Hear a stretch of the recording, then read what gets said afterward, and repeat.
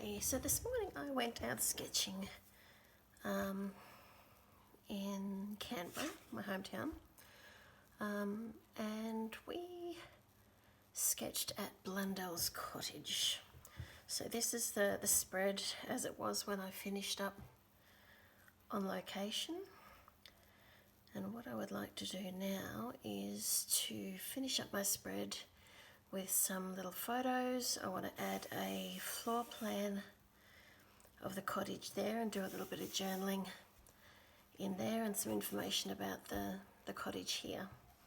I've done the cottage in two different styles because I wanted to have a bit of a play. This one I used Mike Dokubara's method of putting a watercolour wash down first and letting it drip down by tapping the sketchbook to make it come down, letting it dry, and then doing the ink over the top and adding a little of extra colour to give it a bit more punch and contrast. And this one is my normal method of sketching. I did a really light outline with my pale blue pen, inked it, and then added the colour on top. I've already ruled in some lines there for my journaling and a little bit there. I'm not sure if you can see it. I use a pale blue that's not supposed to reproduce in photos or whatever, so you may not be able to see it. It's quite light. Okay, so first thing I'm going to do is figure out where to put my photos. I'll show you what I did the lines with. Instead of measuring and ruling, I use this little duva. It's like a stencil sort of thing for bullet journaling, and it hooks onto the side of the page and you rule in between there. So quick and easy, nice even smallly spaced lines, good to go. I've printed out a map from online to have a look at the cottage. This is the view that I was looking at, I think. Or was it this way? Oh, it's this way. So I sketched front on, and there's 6 rooms there and then a couple out the back. This was a lounge room and a bedroom and a teeny bedroom and a kitchen, and I didn't venture down to those two at all. This is their bedrooms. And a couple of quick facts from the government website, and I did a little bit of journaling on site so that I would remember, and I'll whittle that down to something to put in there. Alright, so I've selected 3 photos out of the ones that I took, and I'm going to pop that one up there. It's a little bit hard to see, I think, but it's all of our sketches sitting up above the cottage in the sun. It was a really cool day. It was a bit windy, but if you could get out of the wind, it was quite nice. So that one's going to go there, and then these 2 I think I will cut out somehow to pop on there. Alright, so peel the backing off this one if I can. They're a little bit tricky. I printed these with my little HP sprocket.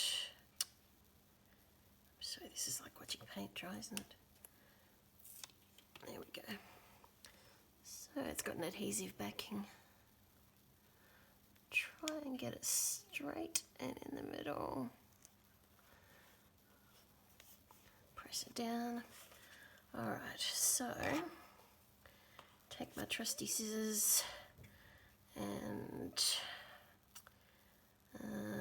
for the moment I'll keep the floor, I think, and I'll give them a little bit of a margin around so that they stand off the page a little bit.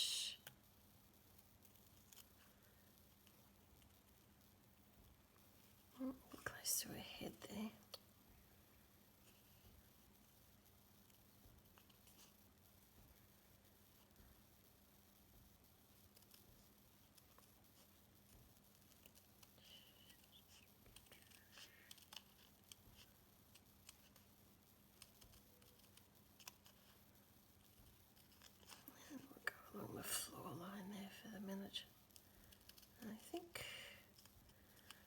may well change my mind on that if I can't get a nice composition happening.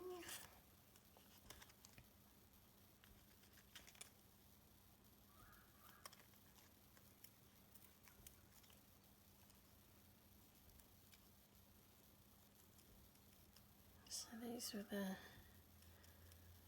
outfits that the women and the little boys would wear by the look of it.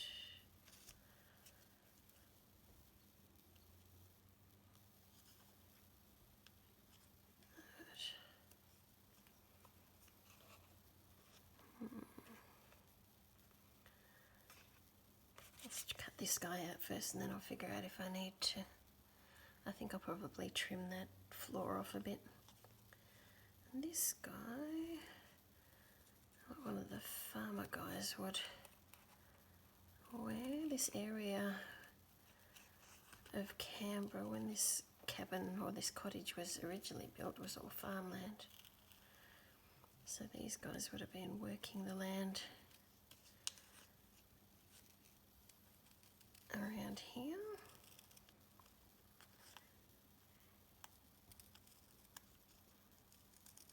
Right. So I've got this guy. I might actually separate those two, it might make it easier to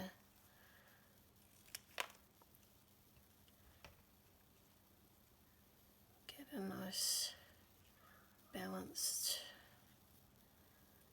layout, I think.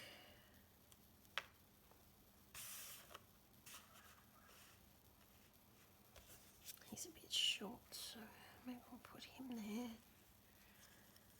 And here we go.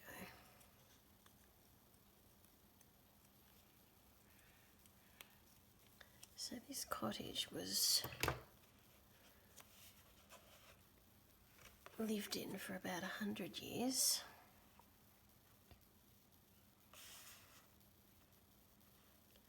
And it had 3 different families. The first family were called the Ginn family, G-I-N-N. And then the middle ones were the Blundells, which the cottage is named after. And then the final ones were the Oldfields. I suppose they had various people coming and going. All right. Around his bottom off a little bit. And I think that looks all right. So let's peel off the backings and situate them.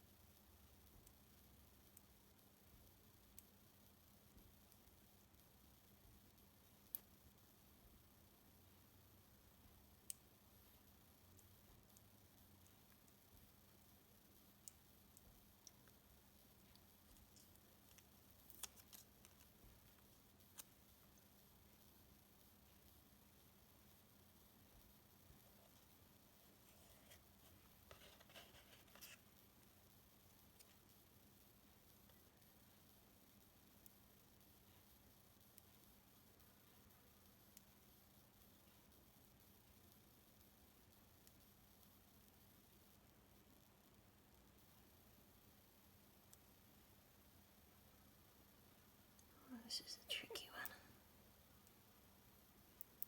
There we go. All right. Right, so in this sketchbook I've taken to adding a little map of each of the places that I sketch, just to give the whole thing a little bit more context. And you can see that the cottage is now located on the shores of Lake Burley Griffin down here. If you keep coming this way, it's the airport.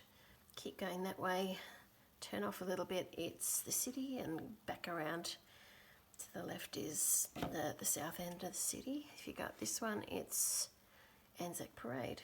But when these guys were living here, there was no lake. This is a man-made lake, and I think it was filled in the 60s or 70s or something. All right. Now I'm going to add the map. Now, which way around did we say I was going to go? I was going to go that way, didn't I? So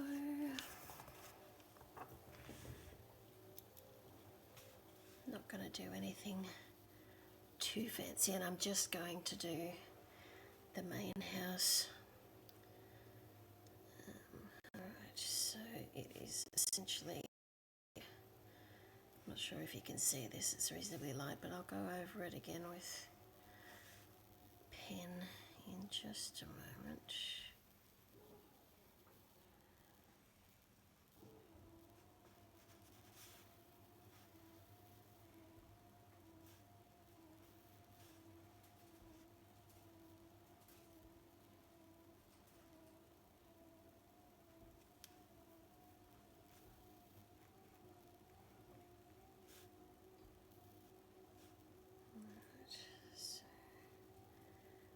There's the front door, and the kitchen is there.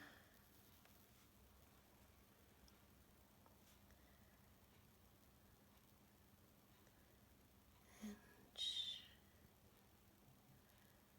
this wall.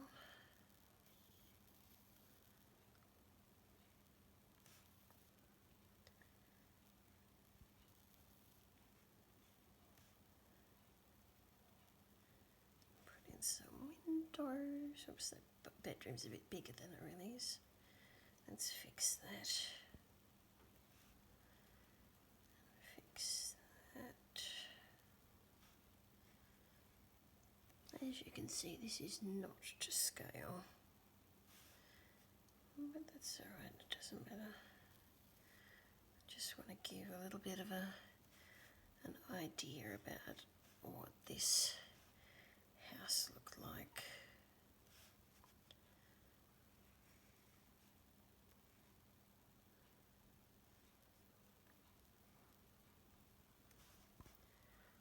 There was a door there. Alright, so very quick and easy, nothing too complex about that at all. Alright, so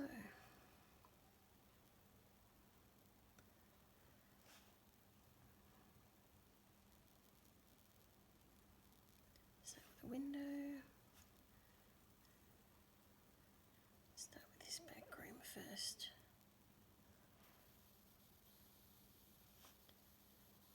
Yeah, Mr. and Mrs. Blundell, when they were living here, had 8 children. Can you imagine it?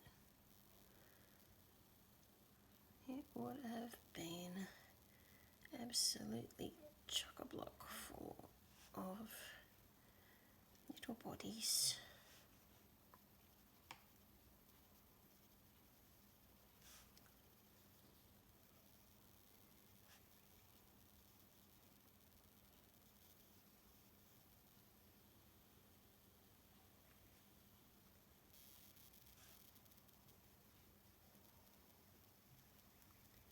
Down the outside of the house, there was a window there,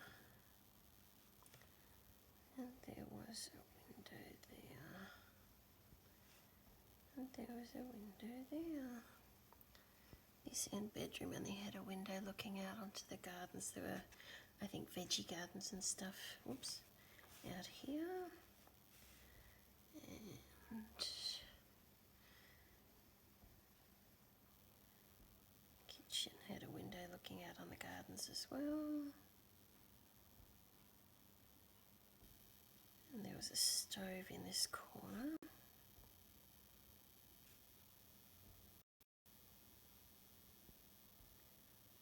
And there was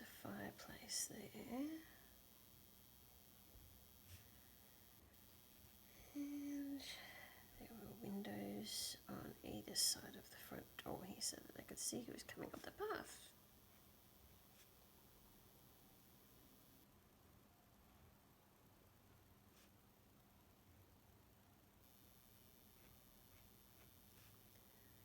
And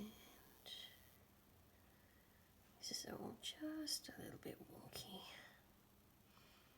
That was supposed to go up there. I think I made these bedrooms too big, but anyway. That's alright. There's the front door. Right, and there were some steps going down here. Alright, I don't think I will put any of the gardens in, but I am going to label this little drawing. So this is number 6, it's the parlour.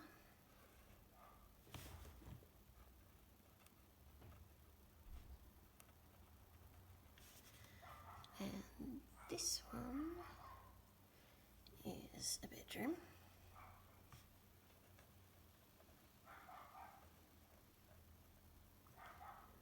And room number 3 is also a bedroom.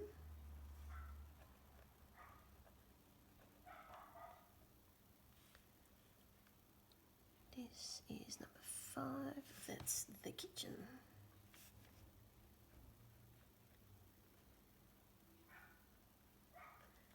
From what I can understand, it wasn't all built at once. It was started out as just a really little room, and it was sort of built out and extended. Actually, number 2 is the extension kitchen. There we go. 1888, so it was extended out.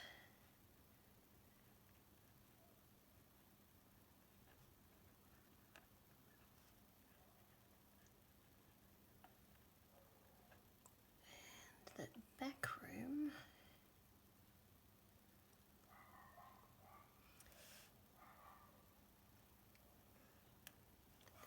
was an extension, and it's being used now as the office.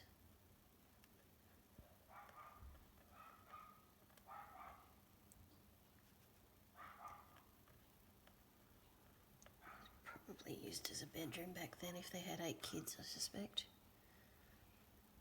Okay, so let's see, how is it looking? Looking good. I need to label my 2 drawings so that I remember what I did.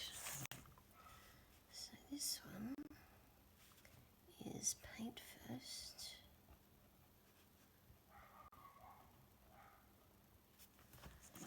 And then this one, I'll put it over here so it doesn't mess up the other side, was sketch first.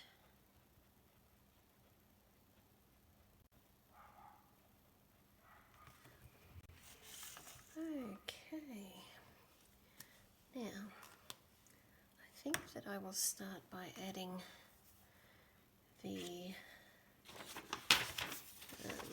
little quick facts bits and pieces up here, and then I will pause the video and do the journaling, because you don't need to watch me thinking about what to write, and then I'll come back and go over the end of it.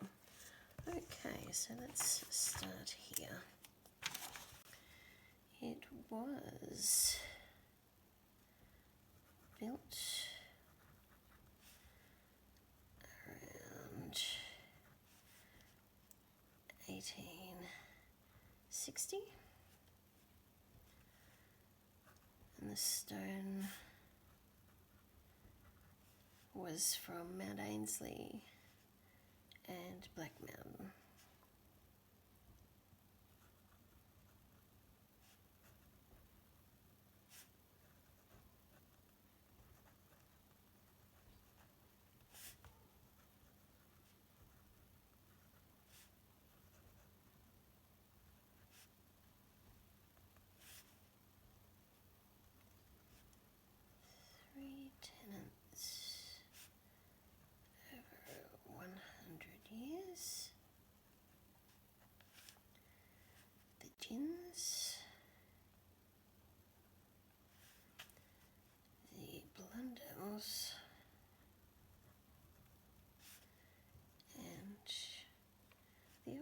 And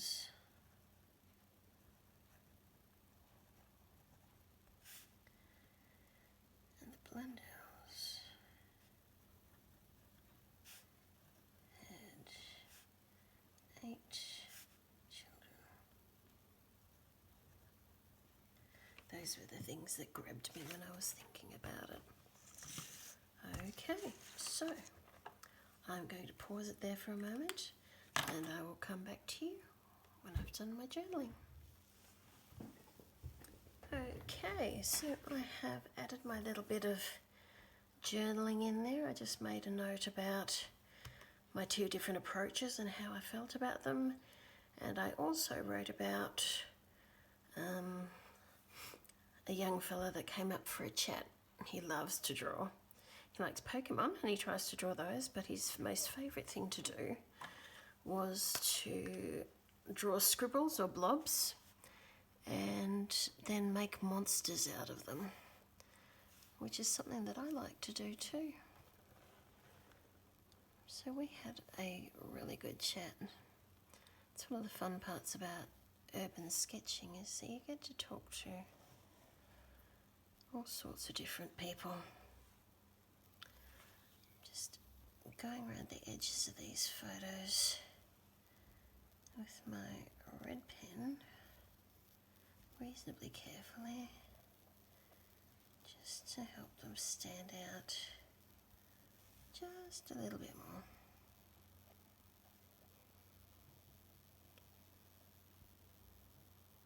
And I'm almost finished, I think.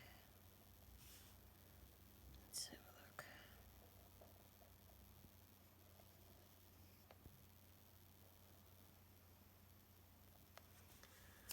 I managed to put my date in upside down. Very clever. Okay, I should label my dear friends. This is Mandy.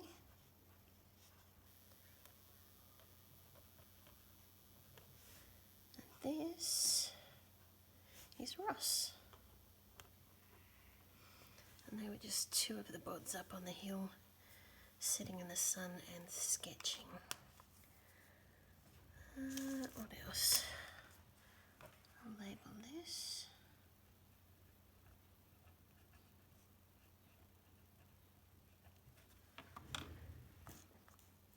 And I think that's it. Very, very happy with the way that turned out. And it's in line with my overall style for this book. I'll give you a quick flip through. So this is a Winsor & Newton watercolour book. Give it a title page. And I decided when I was starting this book that I would give each location a title, so the same one each time. I'd incorporate the Urban Sketches stamp if I was at an organised meeting, and I would have a map. And I would use photos to help give us a little bit more context. This one was part of a road trip that I did through New South Wales, and then in Benalla in Victoria, and a little road trip with my folks to a winery, and then today. So, thank you for watching. Catch you next time.